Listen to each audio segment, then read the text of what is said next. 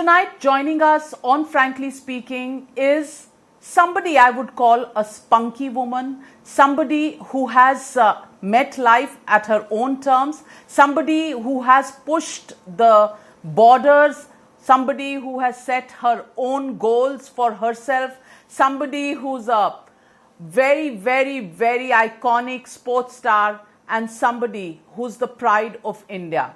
Sania Mirza joins me on Frankly Speaking. Thank you very much, Sania Mirza, for joining me tonight. It's such a pleasure to have you on the show because achievers in the field of sports and then women achievers just brighten up all our lives, and you tick all of those boxes. How do you feel about this, Sania? How's been your journey from the age of 16 right up to now? Never tiring, never say die, Sania Mirza, the one and only.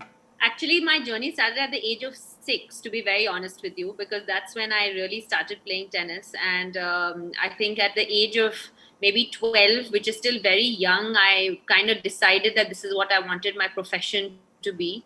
And after that, it's kind of just been on the way up. And you guys, almost everybody has seen me grow up. I've grown up in the media. I was very young when I first sort of had my interaction with the media for the first time, and I was maybe 15, 16 years old. So it feels like we've kind of grown together in many ways, but it has been some journey, and I'm so happy to be back here playing tennis still at the age of 34. And obviously being a mother at it is something very, very exciting for me. Fantastic. How are you gearing up for Olympics? The only person I think who's now entering her 4th Olympic appearance. How's your training going, and how, does it kind of stay in your mind that, oh my God, this is the 4th Olympic competition that I'm going to get into? Does it ever, bring with it its own pressures? I honestly didn't realize that until a few weeks ago when I was told, to be very honest, because it has been a long, long journey. And at the last Olympics, we came very close to winning a medal. And it was one of the most heartbreaking moments of my life, not just of my career. And I remember thinking to myself that this is the end.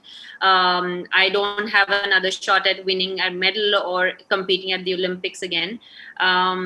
Because I knew I wanted to have a kid and I didn't know how my body would respond. There were many, question marks at that point. So to put myself in that position to be able to compete at my 4th Olympics this year at Tokyo is a matter of great pride. I'm obviously very excited, but I'm very, very grateful for this opportunity that I am making. And I feel very proud of myself. I've been able to sustain this level of tennis for this long. And I'm really, really excited to go to Tokyo.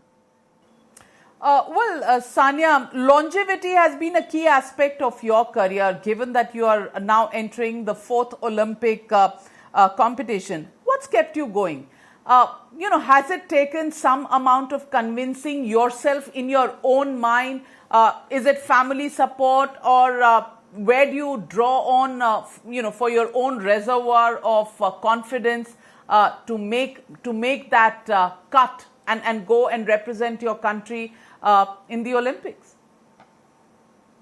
I think it's a bit of everything, to be very honest. I don't think it's one thing that really keeps me going. I think it's a bit of proving things to myself a little bit. It's a lot of family support. It's a little bit of I like challenges. I put on 23 kilos when I got pregnant, and I was told that forget playing tennis again. I won't ever become healthy or skinny or whatever it is. And then when I'm told that I have to do it, so I was like, what, ab to main karungi. And so it's a bit of like everything. I think it's a mixture of things, but it's also an inspiration I take from my son.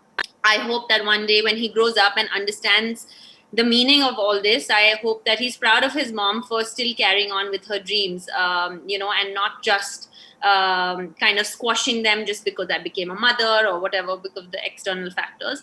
But most importantly, it's the love for the game, and it's a love for my country to be here and represent my country back to back and year after year. And I'm really, really grateful for being here, and really humbled to have been able to represent India at so many Olympics.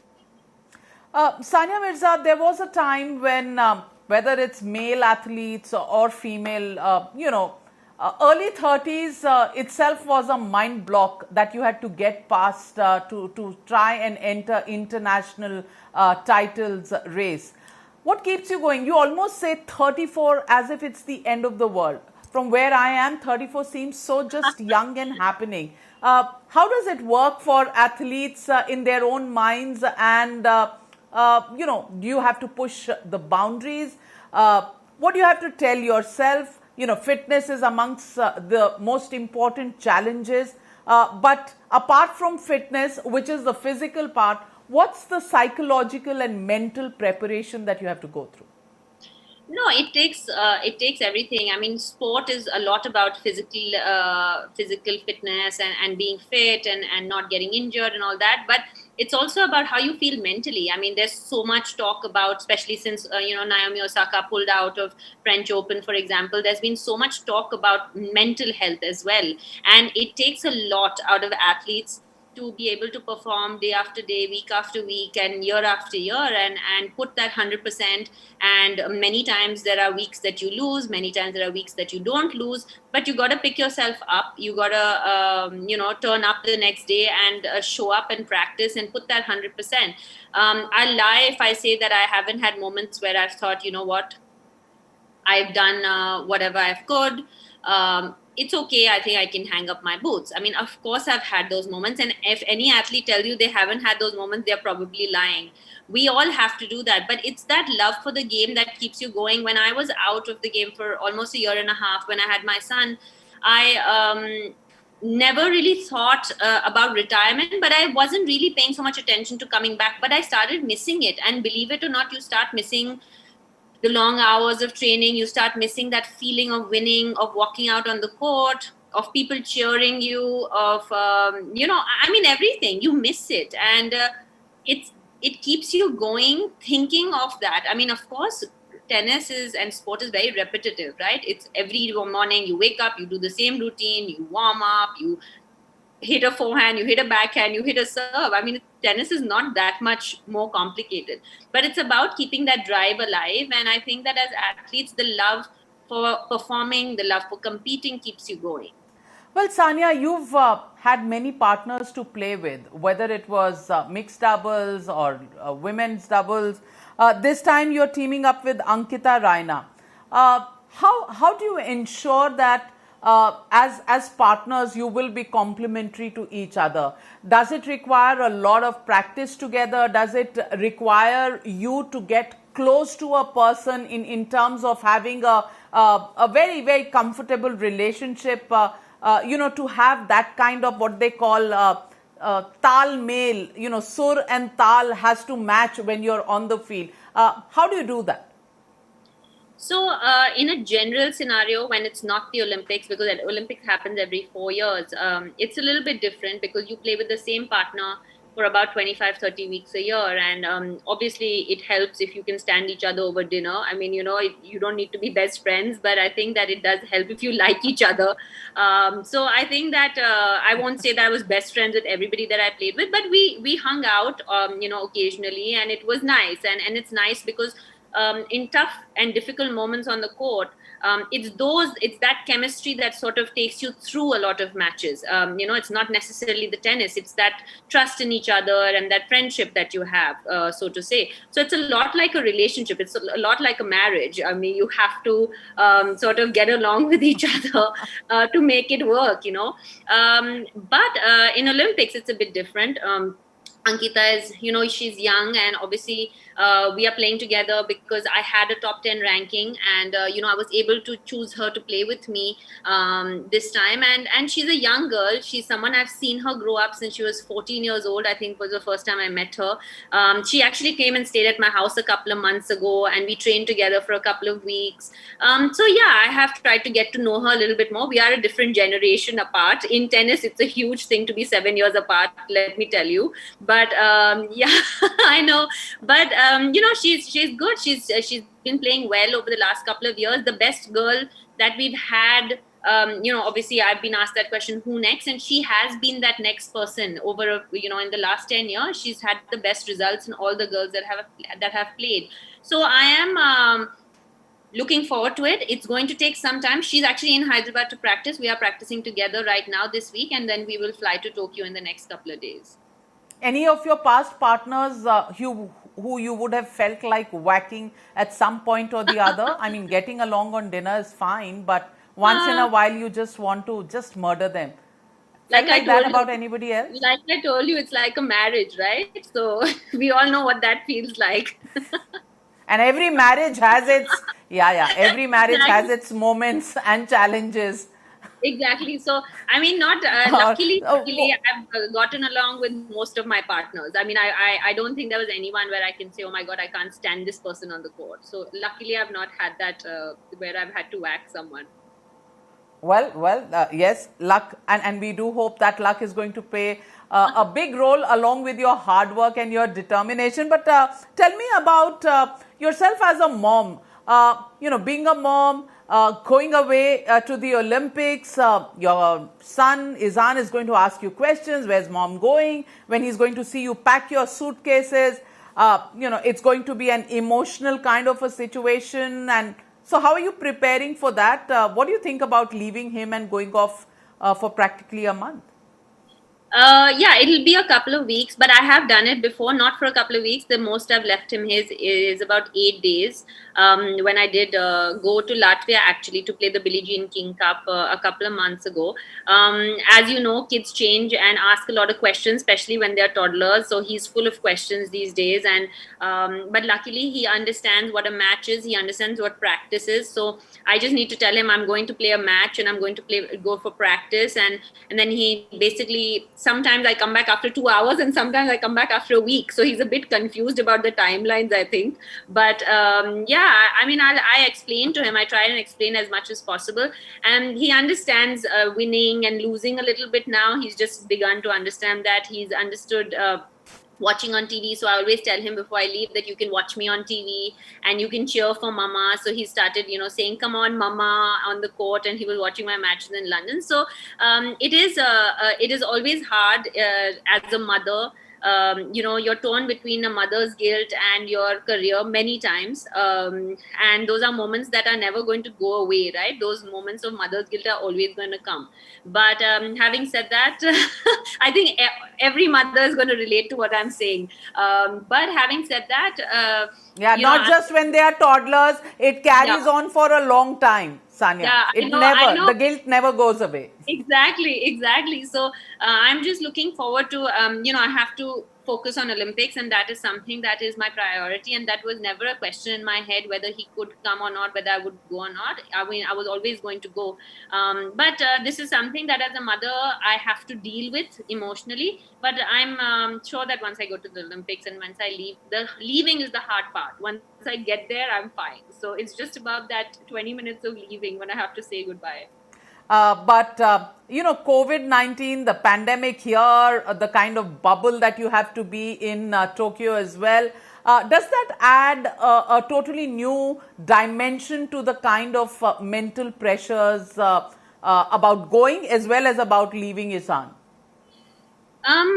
It's been a difficult time for the entire world, right? And the last couple of years, we've all dealt with an extremely it's a situation we never thought we would be in, and we are all here. And my life as a tennis player has kind of gotten back to normal. I mean, Izhaan is also kind of used to staying in the rooms quite a lot because he does travel with me everywhere. With the bubbles, we are, as tennis players, we are going from bubble to bubble week after week. So Tokyo is no different. I mean, it's just different as in Olympics, because the last 3 Olympics I've been to was very simple and seamless to get to. There seems to be so many more protocols this time. And I mean, rightfully so, everybody wants to protect themselves. So it is a bit challenging. I think it's different circumstances, but it is something that's not in our control. So we just got to deal with it. Once we get there, safe and sound, just try and focus on our tennis or on our games, on our competitions, and try and do the best that we possibly can.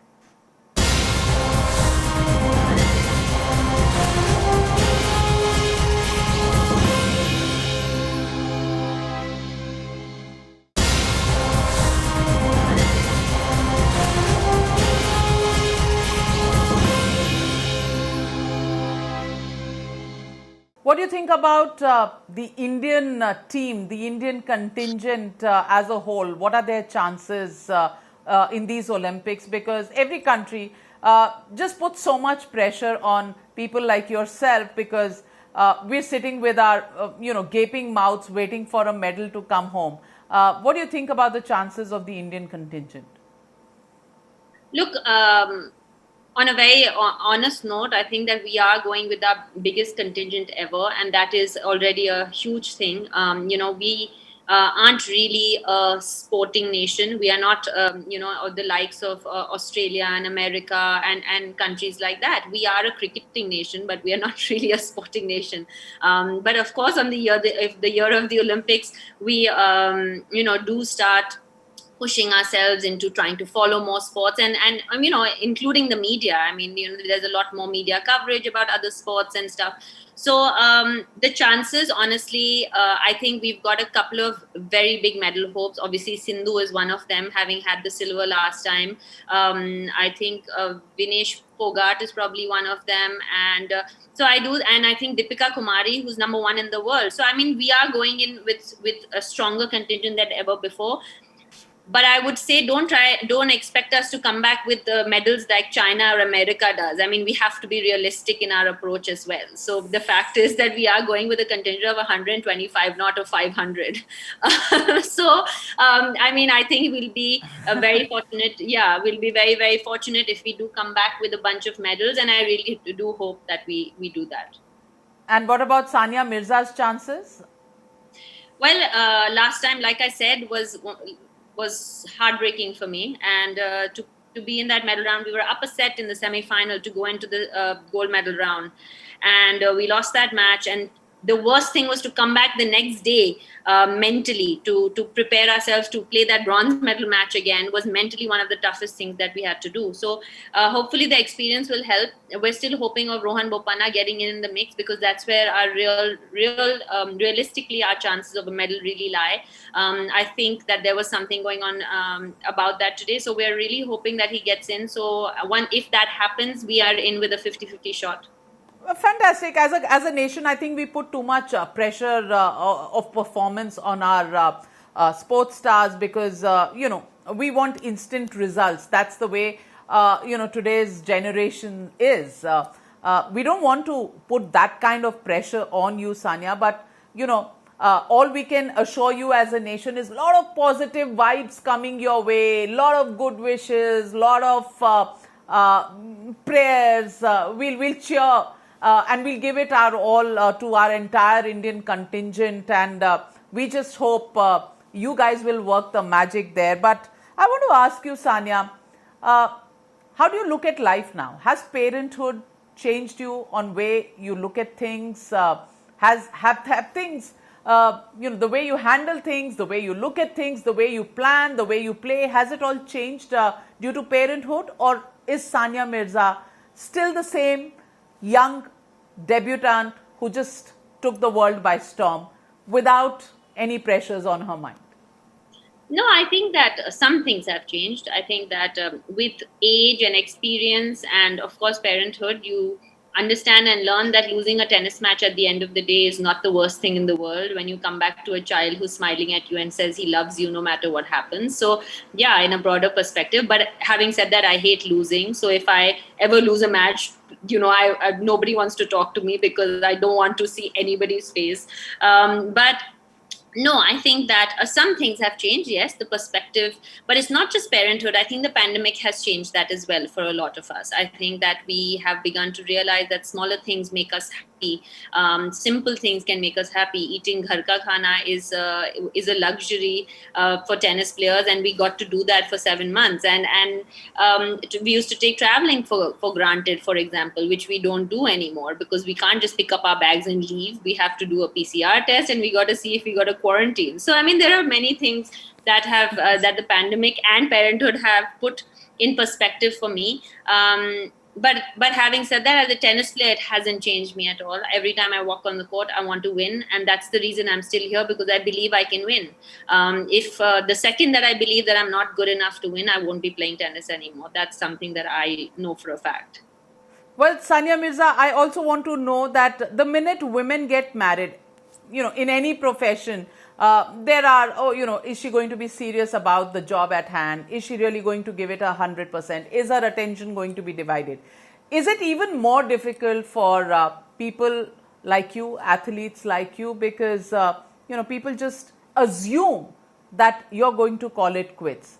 Have people made comments of those kinds for you when you became a mom? Yeah, I mean, before I became a mom, everybody was worried when I was going to become a mom or if I could become a mom. And then once I became a mom, they were worried how I was going to lose the weight and how I was, how body shaming has become a huge thing, right, on social media these days. So it was all about, oh my gosh, she's so fat. And like, well, I was pregnant. There's a slight difference, but okay, let's just go with that. So I think that, as women, we are subjected to a lot of physical, our appearance is subjected to a lot of comments and suggestions and advice, whether we want to take it or not. And obviously, as a woman, when we talk about equality, we are not really talking about the fact that, oh, physically we are stronger than men, and that's why, it's not about that, right? It's about equal opportunity. It's about the equal treatment. Like you said, people just assume that once you get married, will your attention be divided? I mean, the man is not asked that question. My husband wasn't once asked when he was going to have a baby. I was asked 1 year after marriage when I was going to have a baby all the time. So, I mean, things like that. I mean, there are these hidden sort of, cultural things that as women we just deal with. And unfortunately, we do live in a man's world, whether people like to accept it or not. It is a man's world. So it's women like us who have to stand up and prove them wrong, right? And I guess when we all start doing that, eventually it's going to stop, and these assumptions and questions are going to stop.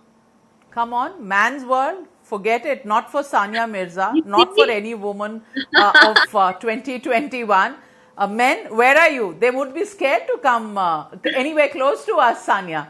In this interview, I don't think they're coming anywhere close, but I'm saying in general.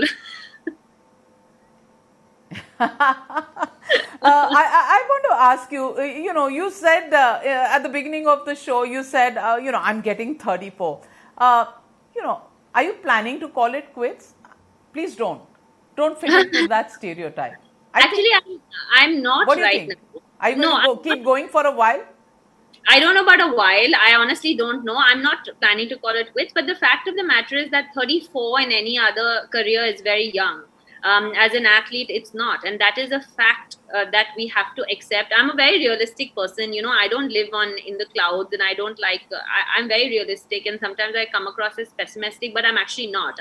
I'm very real, and I like to keep it real. And the fact is that I am 34, and I don't know how much longer. I do have pains every morning I wake up. I do have pains that I didn't know I had the other day.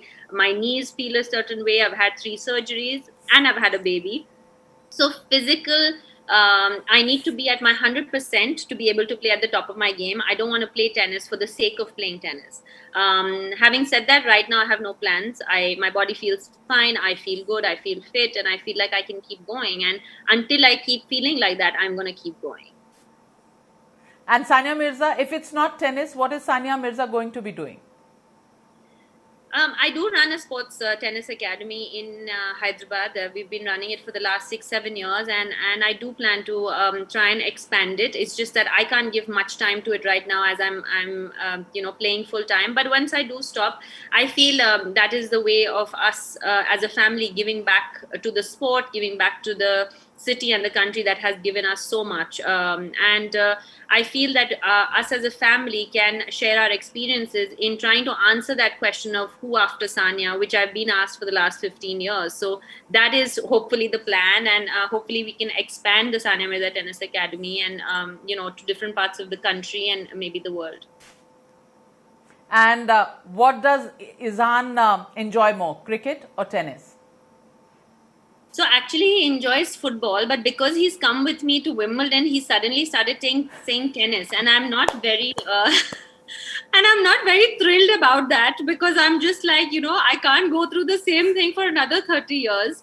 But let's see. I mean, honestly, we don't care. We just, I mean, whatever he wants to do. He's got some pretty good genes, and you can see some hand-eye coordination in him. So if he wants to play a sport, he can. I prefer he doesn't play cricket or tennis. I prefer he plays like football or golf or something like that. So we don't have to like go through the same thing again.